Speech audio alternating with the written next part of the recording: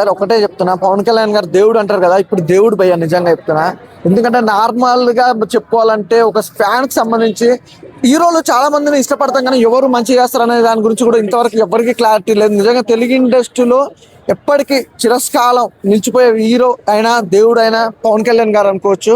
ఎందుకంటే నార్మల్ అంటే ఎక్కడో అసలు ఆ ఊరు అనేది కూడా తెలియని ప్రాంతానికి తీసుకెళ్లి అక్కడ కరెంటు తీసుకురావడం, అక్కడ వాళ్ళ బాగోగులు అనుకోవడం, ఇంతవరకు ఏ రాష్ట్రంలో కానీ ఎక్కడ కానీ ఏ సీఎం అనుకోని రీతిలో అసలు చెప్తున్నా. ఇప్పుడు డిప్యూటీ సీఎం గా ఉంటేనే ఇంత చేస్తున్నా, ఒకవేళ సీఎం అయితే ఆ రాష్ట్రం ఎలా ఉంటుందో చూడండి.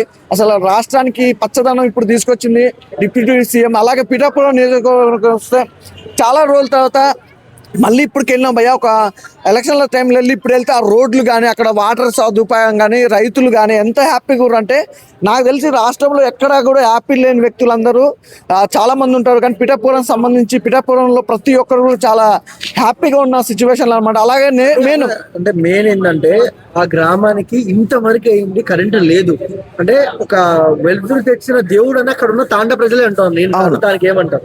దానికి అదే చెప్తాను కదా బ్రదర్, ఒకే ఒక మాట, ఏం లేదు. ఇప్పుడు మనకి 10 లక్షలు ఇచ్చినా కడుపు నిండా అన్నం పెట్టినా కూడా అది వేరే అనిపిస్తుంది. కానీ మనకి కంటి చూపు అనేది మెయిన్ కాబట్టి కంటి చూపుకి తీసుకొచ్చింది దేవుడు వాళ్ళంటే పవన్ కళ్యాణ్ గారు అనుకోవచ్చు. అలాంటి గ్రామానికి కరెంటు తీసుకురావాలంటే మామూలు విషయం కాదు భయ్య.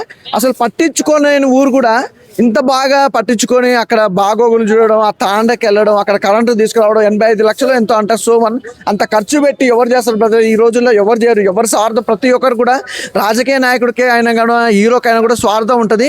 ఏ స్వార్థం లేకుండా ఉన్న వ్యక్తి వాళ్ళు అంటే పవన్ కళ్యాణ్ గారు అండి. కళ్యాణ్ గారిని నెగిటివ్ చేసే వాళ్ళకి ఏం చెప్తావు ఈ సందర్భంగా? నెగిటివ్ చేసే వాళ్ళు నెగిటివ్ చేస్తూనే ఉంటారు బ్రదర్. నెగిటివ్ గురించి మాట్లాడే బదులు ఫస్ట్ ఆఫ్ ఆల్ తను చేసిన పాజిటివ్ గురించి ఇంతవరకు ఎవరు చేశారో అది ఒక్కటి చెప్పండి కింద కామెంట్లో.